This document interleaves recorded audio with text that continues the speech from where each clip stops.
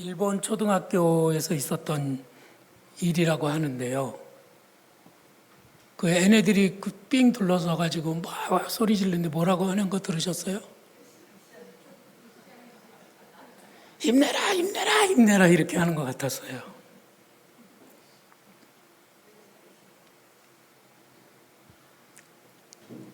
이 동영상을 아내가 아침에 저에게 보내줬는데 이거를 보면서 제가 가슴이 뭉클했습니다. 아, 내가 저 주저앉을 때 하나님이 나를 또 막 힘내라고 하면서 응원을 해 주시는구나 하는 생각을 하니까 감사했습니다.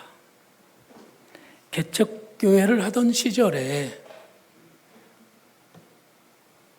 개척교회니까는 교인이 없지요. 돈도 없지요. 아무것도 없는 그 시절에 아내가 여보 나 고기 먹고 싶어요 그랬단 말이죠. 그런데 그 아내에게 고기를 사줄 만한 돈 몇만 원이 저에게는 없었습니다. 안타까운 현실이었어요. 그런데 그날 저녁에 시내 다른 교회 다니는 집사님이 트럭을 몰고 오셔서 그분도 뭐 넉넉한 사람이 아니니까 트럭을 타고 다니는 분이에요. 오셔서 목사님 오늘 저녁에 제가 고기를 좀 사드리려고 합니다. 우리 식구 넷을 데리고 와가지고 저기 청주 호텔 자리에 영혼의 갈비집이라고 있었어요. 거기서 돼지갈비를 딱 사주면서 마음껏 드세요. 근데 그날 고기를 먹고 나오는데 요 입이 요렇게가 반질반질해지게 고기를 먹고 나왔습니다. 아내가 그래요. 여보, 우리가 하는 말을 하나님이 들으셨나 봐. 우리가 지쳐 있을 때 하나님은 우리를 응원해 주시는 분이십니다. 당신이 직접 나타나셔서 현찰을 막 주시면서 야 고기 사 먹어 이렇게 하실 수도 있지만 그렇게 하지 않으시고 누군가를 통해서 어떤 표적을 통해서 우리에게 응원의 메시지를 주시는 분이시요. 하나님께서는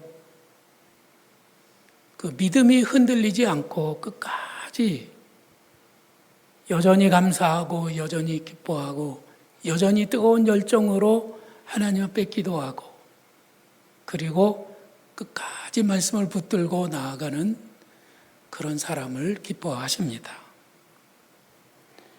근데 우리들이 기운이 빠져가지고 어쩔 줄 몰라 하면 하나님이 고민을 하셔요. 어떻게 하면 저 사람을 내가 힘있게 할 수 있을까? 어떻게 하면 붙들어 줄 수 있을까? 어떻게 하면 도와줄 수 있을까?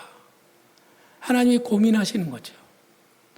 여러분이 키우는 집에 아들이나 딸이 어느 날 코가 쭉 빠져가지고 방문을 걸어 잠그고 들어가서 안 나오면 바깥에서 발을 동동거리며 부모님 된 사람들은 내가 어떻게 하면 저 아이를 다시 일으켜 세울 수 있을까를 고민하시잖아요.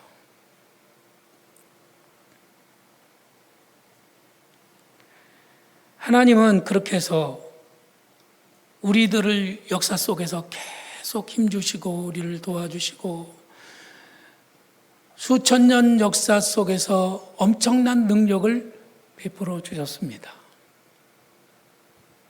그것이 성경에 있는 이야기들이죠.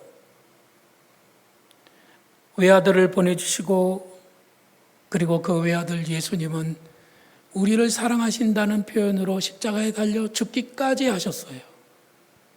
그리고 이것을 믿기만 하면 영생을 얻는다고도 약속해 주셨습니다. 엄청난 것을 주시는 거죠. 뭐 하면요? 믿으면. 그런데 주님이 정말 안타까워하시는 게 있어요. 뭐냐면은 인자가 올 때 세상에서 믿음을 보겠느냐. 야, 힘내라. 그 한마디에 정말 힘을 내가지고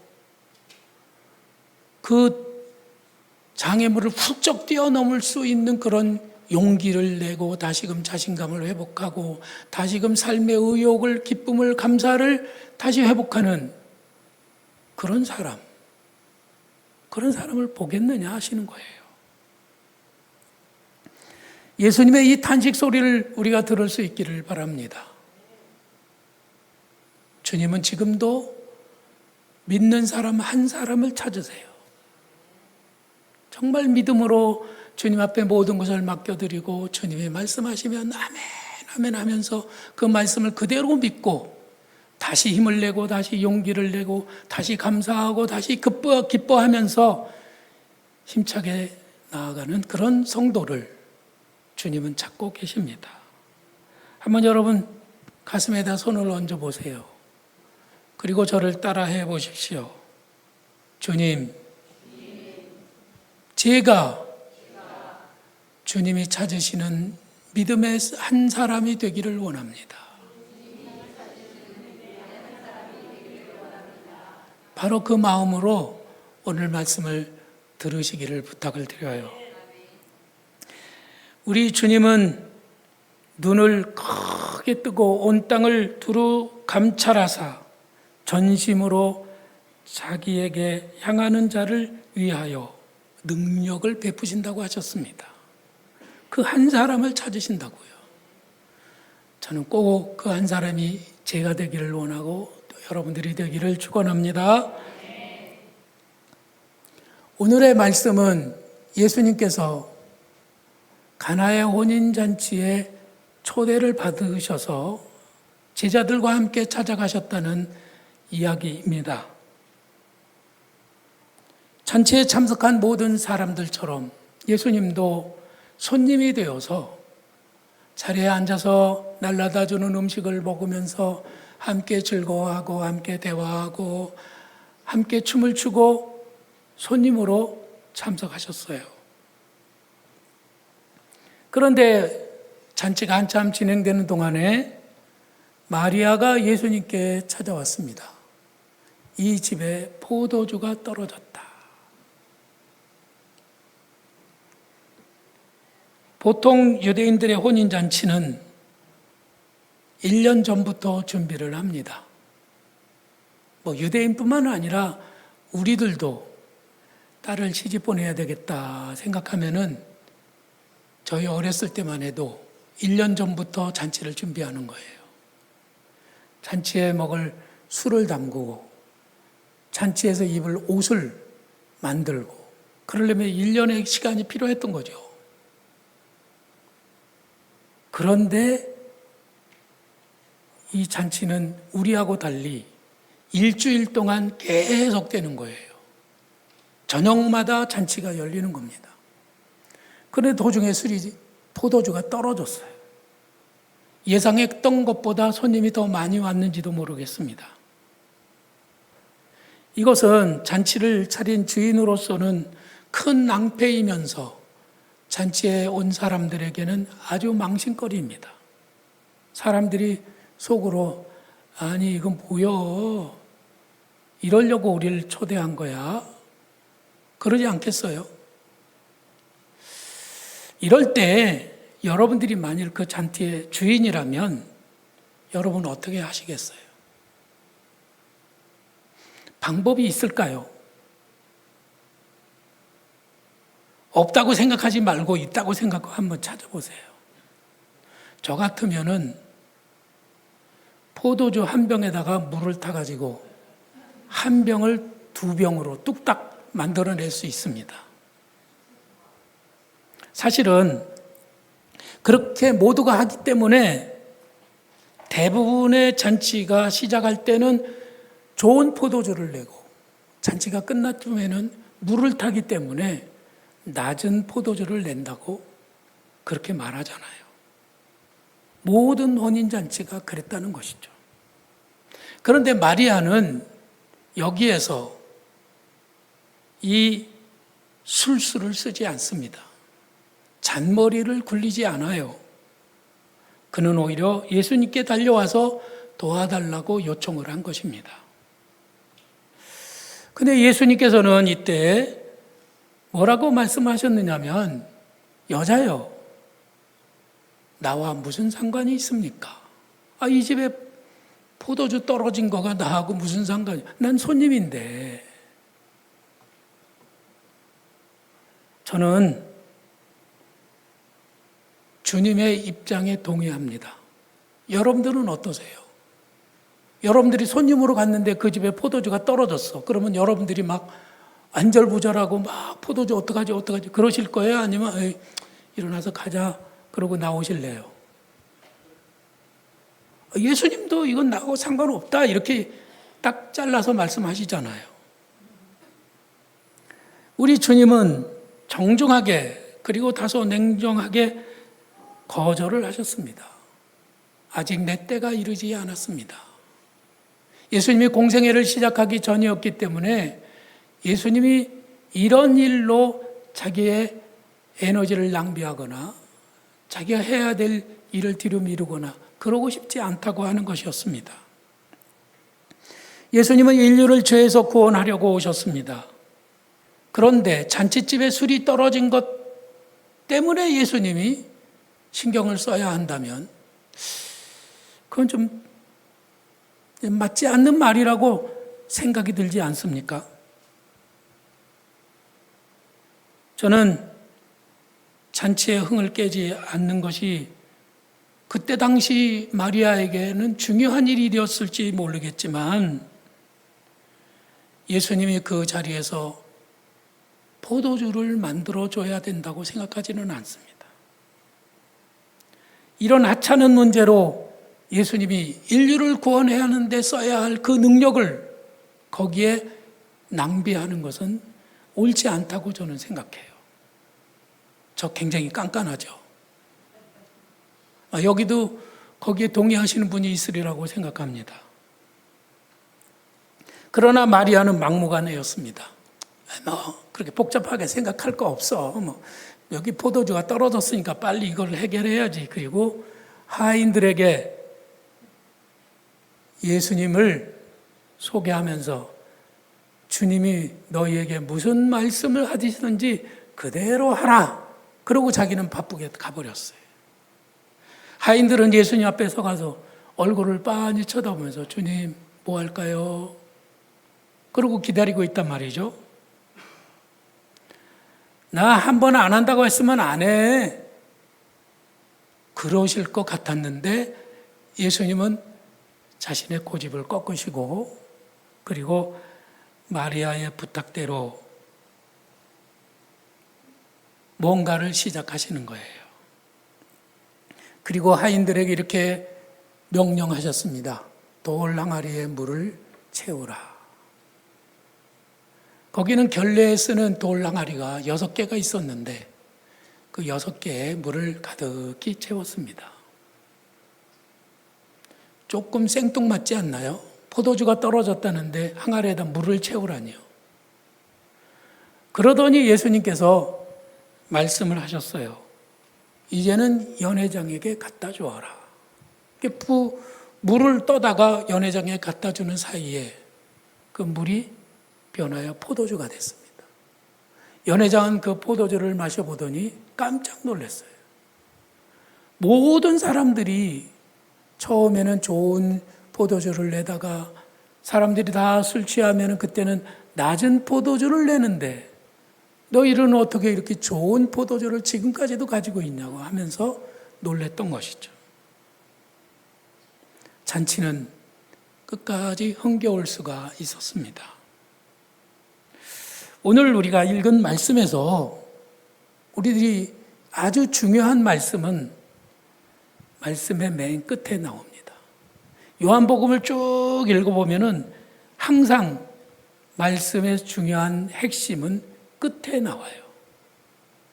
그 끝에 있는 말씀이 뭐였느냐면 그 첫 번째가 이것입니다. 이것은 첫 번째 표적이었다.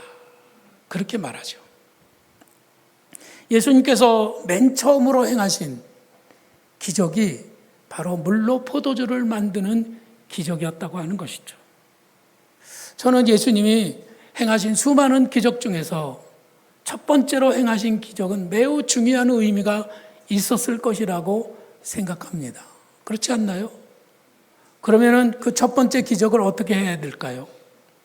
죽은 사람을 막 탁 살려놓든지, 아니면 안진뱅이를 벌떡 일으키시든지, 나병 환자를 깨끗하게 하시든지, 오병이어로 5천 명을 모시든지, 이렇게 멋진 그런 기적을 보여주셔야 되는데, 첫 번째 기적이 물로 포도주를 만드는 것이었다는 거예요.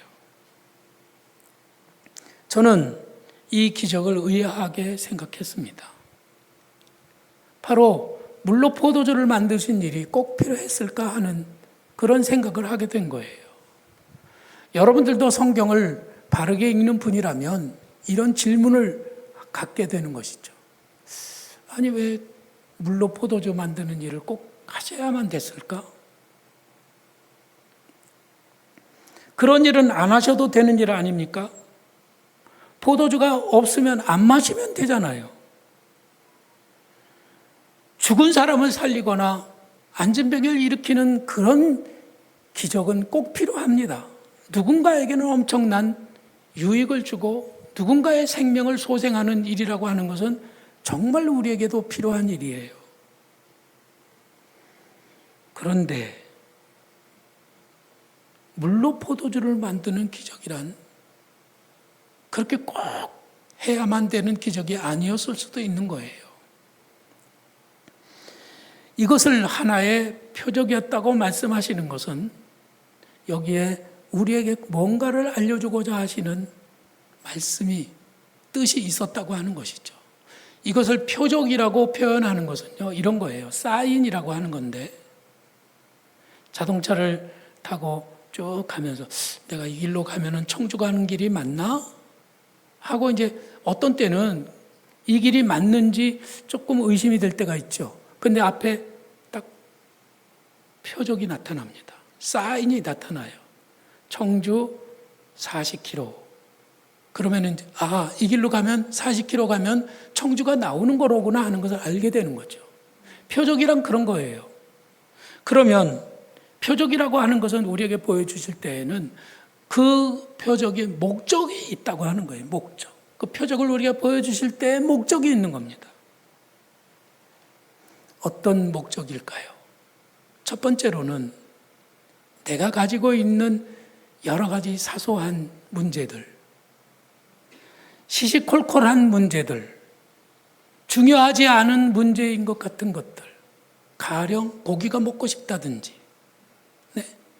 돈이 필요하다든지, 아니면은 몸이 좀 약해서 내가 좀 건강하게 되고 싶다든지, 이런 것들이 나에게 필요합니다. 그런데 저 같은 사람들은 없으면 없는 대로 살지 이러지만 고기를 못 먹으면 막 속이 뒤집어지고, 고기를 며칠 못 먹으면 막 낙심이 되고, 내가 인생을 이렇게 살아야 되나 하는 절망감까지 찾아오는 그런 사람도 있는 거예요. 그러면 찾아가서 고기 안 먹는 건 아무것도 아니요. 밥 먹고 살아. 그냥 그렇게 해도 그 마음은 풀어지지 않는 거예요. 우리들은 크고 작은 사소한 일들 때문에 한번 웃기도 하고 울기도 하는 그런 사람들이잖아요. 그죠? 이 물로 포도주를 만든 사건이 바로 우리들의 그 사소한 문제에 주님이 지금 간섭하고 계시고, 주님의 시선은 우리를 떠나지 않으시고, 내가 작은 신음으로 고기가 먹고 싶구나 하는 그 소리도 주님이 들으시고 응답해 주신다고 하는 거예요. 할렐루야. 돈이 필요할 때가 있죠. 몸이 아파서 내 몸의 병을 고쳐주십시오 할 때도 있죠. 삶에 얽히고 설킨 이런저런 문제들이 나를 괴롭힐 때가 있습니다. 그럴 때는 주님께 우리들이 주님, 저를 고쳐주세요. 저의 문제를 해결해 주세요 하고 주님께 기도할 때가 있다는 말입니다. 표적이란 바로 그런 문제들을 안고 있는 우리들의 그 기도 소리조차도 다 들어주신다는 복음입니다. 굿 뉴스예요. 이것이 은총이죠. 이 은혜가 이 말씀 속에 들어있다는 것 깨닫고 저는 그래서 예수님이 이런 표적을 우리에게 보여주셨구나 생각하고 감사했습니다. 그러면 우리들이 가지고 있는 이런 아주 사소한 문제들 모든 것을 다 들어주시는 거냐? 그건 또 아닌 것 같아요. 왜냐하면 안 이루어지는 것도 굉장히 많거든요. 그러면 어떤 경우에 주님은 거절할 수 없어 하는 수 없이라도 꼭 들어주시는 그런 기도가 있는가? 마리아가 예수님 앞에 여기에 포도주가 떨어졌다 하고 하인들을 불러서 그가 말씀하시는 대로 시키는 대로 해라 그러고 가버렸단 말이죠. 그 사실에서 저는 이런 경우에는 우리 주님이 거절하지 못하시는구나 하는 것을 알게 됐어요. 그것이 뭐냐면은 손님이신 예수님을 주님으로 모시는 겁니다. 예수님은 그 잔치집에 손님으로 가셨어요. 지금 손님으로 앉아가지고 이러고 있는 겁니다. 그거 다 지켜보는 거예요. 그런데 예수님은 손님으로 계실 분이 아니잖아요. 믿으십니까? 주님은 모든 상황 속에서 주님이세요. 우리가 잔치집에 참석했을 때도 예수님은 주님이십니다. 내가 집에서 밥을 먹을 때도 그 밥 먹는 자리에 예수님은 주님이십니다. 내가 일터에 가서 일할 때에도 그 상황의 주인은 주님이십니다. 내가 남의 집에 사람이 되어서 남의 집에 종으로 들어가서 그 집에 일한다고 할지라도 그 상황의 주인은 예수님이세요. 할렐루야. 이 모든 상황의 주인은 예수님일 수밖에 없는 거예요. 마리아는 예수님 앞에 그것을 지금 고백하고 인정하는 겁니다. 이 잔치집에서 뭔 일이 일어났으면 손님으로 계실 수가 있어요, 그분이? 그분은 손님일 수가 없는 분이에요. 그런데 안타깝게도 예수님을 여전히 마음속에 손님으로만 모시고 있는 분들이 있단 말이죠. 예수님을 믿는다고 하면서도 따르지 않습니다. 믿는다고 하면서도 순종하지 않습니다. 믿는다고 하면서도 삶을 드리지 않습니다. 믿는다고 하면서도 기도하지 않습니다. 사람들이 어찌하여 아랠 줄을 모를까? 왜 아랠 줄을 모르죠? 그분을 주님으로 인정하지 않기 때문이에요. 그래서 일주일에 한 번 예수님을 손님처럼 맞이하고 바이바이 하고 떠나면 그때부터 삶의 주인은 내가 되는 거예요. 여러분들은 예수님을 정말 삶의 주인으로 모시고 계신가요? 주님, 저를 맡아주세요. 저는 주님의 것입니다. 그러다 어느 날 고기가 먹고 싶어요. 그러면 대주시는 것이지. 까마귀를 동원해서라도 고기를 날라다 주시고 물을 먹이시고 그 생명을 유지해 주시는 분이시지. 그렇지 않으면 주님을 손님으로 모시고 있을 때는 예수님이 나의 주님이 될 수가 없잖아요. 이런 믿음을 보셨을 때 주님은 거절하실 수가 없었던 것입니다. 우리 다 같이 한번 읽어보실까요? 믿음이 없이는 하나님을 기쁘시게 하지 못하나니 하나님께 나아가는 자는 반드시 그가 계신 것과 또한 그가 자기를 찾는 자들에게 상 주시는 이심을 믿어야 할지니라. 자, 이 표적에는 정말 숨겨진 더 큰 목적이 하나가 있었어요. 그 말씀의 맨 마지막에 목적이 나타났다고 했죠. 예수께서 이 표적을 갈릴리 가나에서 행하사 그의 영광을 나타내심에 제자들이 그를 믿으니라. 이 표적의 목적은 제자들이 믿게 하는 것이었어요. 사람들이 믿지 않아요. 수많은 사람들이 예수님을 믿지 않았습니다. 하나님을 믿지 않았어요. 빛이 세상에 왔을 때 사람들이 빛을 믿지 않았던 거예요. 따르지 않았습니다. 그래서 예수님은 믿지 않는 사람들에게 자기가 바로 메시아이고 자기가 바로 구원주이고 자기가 바로 세상을 구원하는 주님이라고 하는 것을 보여주시기 위해서 그것을 믿게 하려고 이 표적을 행하셨던 것입니다. 믿는 자를 찾기 어려운 이 시대에 우리 주님께서는 만일 한 사람이라도 믿는 사람이 생긴다면 지금도 아낌없이 표적을 나타내 보여주실 줄로 믿습니다. 여러분들은 예수님을 믿으시나요? 정말 믿으시나요? 한경진 목사님이 은퇴하고 저 남한산성에 이제 쉬고 계실 때 목사님들이 쭉 찾아갔습니다. 한국에 가장 존경받는 목사님이시니까 목사님들이 이제 담소를 나누고 집을 나서면서 한경직 목사님에게 우리에게 꼭 부탁하고 싶은 말씀이 있으면 해주시죠. 그랬더니 한경직 목사님이 거기 앉아있는 모든 목사님들에게 이렇게 말했습니다. 목사님들, 예수 잘 믿으세요. 아니, 목사님들에게 그런 말 하는 건 좀 거시기하지 않습니까? 저는 처음에는 그 말씀이 안 어울린다고 생각했지만 요즘은 그 말씀이 저한테 딱 맞는다고 생각해요. 예수 잘 믿으십시오. 예수님은 예수를 잘 믿게 하려고 지금도 표적을 우리에게 보여주십니다. 지금은 표적이 필요합니다.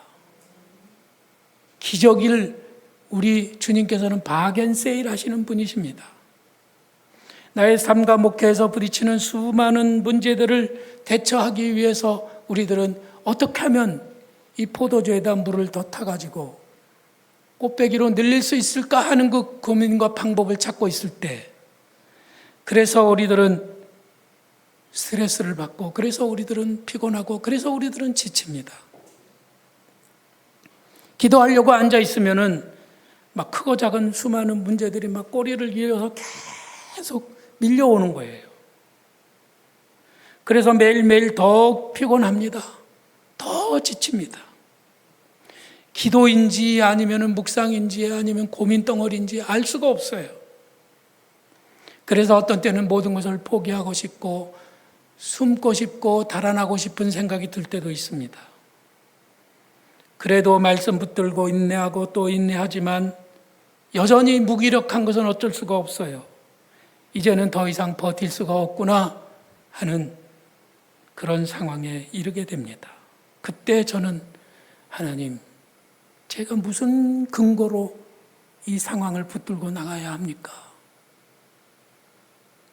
하나님이 살아계셔서 나의 가는 길이 네 가는 길 맞아. 그 길로 쭉 가면 돼. 청주 40km 이 사인을 저에게 주셔야지 제가 믿음으로 확신을 가지고 갈 수 있잖아요.